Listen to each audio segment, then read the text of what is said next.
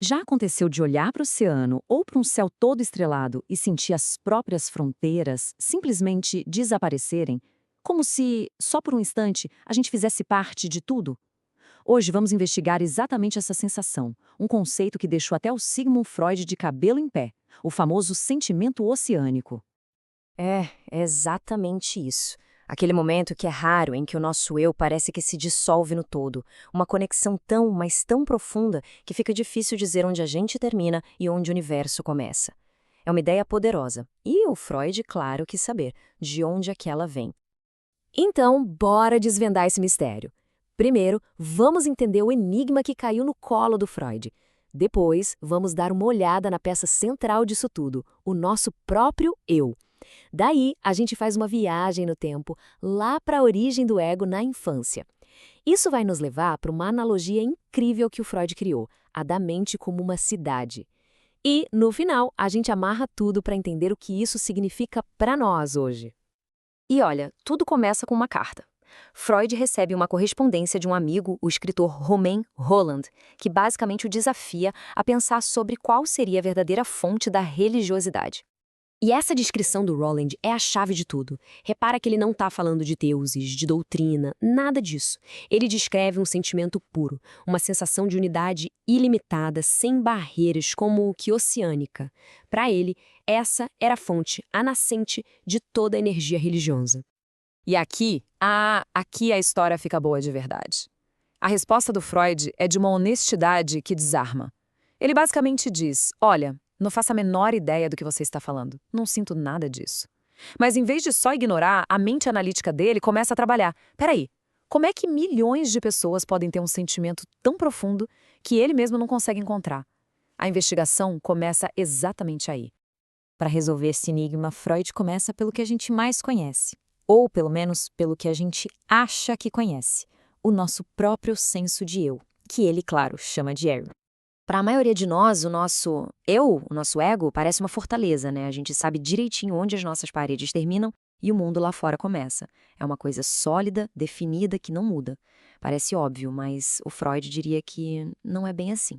Freud mostra que essa fortaleza tem umas portas e janelas que a gente nem sabia que existiam. Pensa, por exemplo, no auge de uma paixão.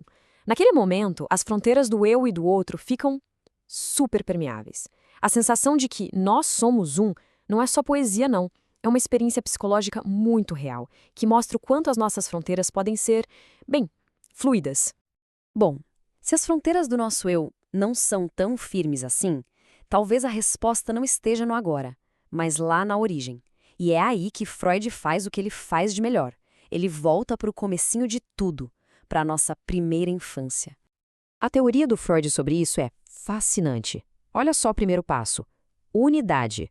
Para um recém-nascido não existe eu e o mundo. É tudo uma coisa só, uma experiência única. É o estado oceânico original. Mas aí algo acontece. No passo 2 surge o objeto. O seio da mãe, que traz conforto, às vezes some. Essa é a primeira lição de que existe um fora. Isso leva ao passo 3, a criação de um eu de prazer.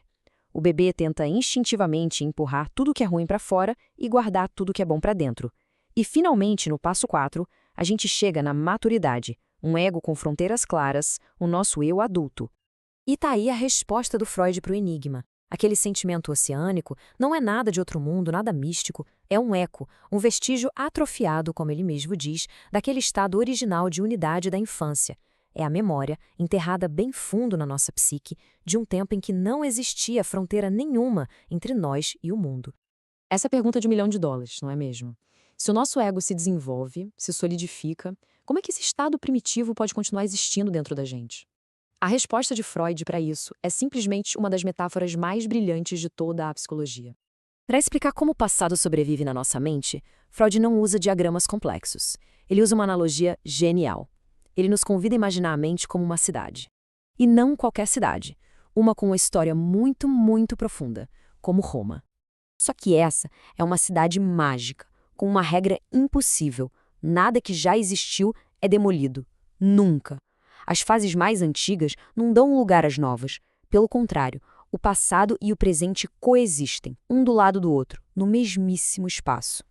Pensa só no que isso significa. Se a nossa mente fosse Roma, a gente poderia caminhar hoje pelo Monte Palatino e ver não só as ruínas, mas os palácios dos Césares em todo o seu esplendor, como se tivessem sido construídos ontem, bem ali do lado dos prédios modernos. E a analogia fica ainda mais maluca. No lugar do Coliseu, a gente veria o próprio Coliseu. Mas, no mesmo espaço físico, a gente também veria o palácio gigantesco de Nero, que foi demolido para construir o Coliseu. 2 épocas, 2 construções, ocupando o mesmíssimo lugar. Impossível na vida real, mas perfeitamente possível na mente. E aqui vem o golpe de mestre da analogia. Para enxergar as diferentes camadas do passado, bastaria mudar o foco, mudar o ponto de vista. É exatamente assim que a psique funciona. Aquele sentimento oceânico da infância não foi demolido para construir o ego adulto. Ele continua lá, intacto, debaixo de tudo. E de vez em quando, sob certas condições, a gente olha na direção certa e sente ele de novo. Então, no fim das contas, o que tudo isso quer dizer para nós hoje em dia? Qual é a grande lição dessa exploração toda? A grande lição é a seguinte: o nosso eu de hoje é só a fachada mais recente da nossa cidade mental. Por baixo dela, todas as versões anteriores de nós. O bebê que se sentia um com o mundo, a criança com medo, o adolescente apaixonado, todas elas ainda existem, preservadas. O sentimento oceânico é só uma dessas ruínas vivas dentro da gente. Isso nos deixa com uma pergunta vertiginosa para pensar. Se a mente de cada um é como essa Roma impossível, que outras estruturas antigas será que estão enterradas sob a superfície da nossa consciência? Que versões esquecidas de nós mesmos ainda vivem ali, só esperando o momento certo para se revelar? É, sem dúvida, algo para se refletir.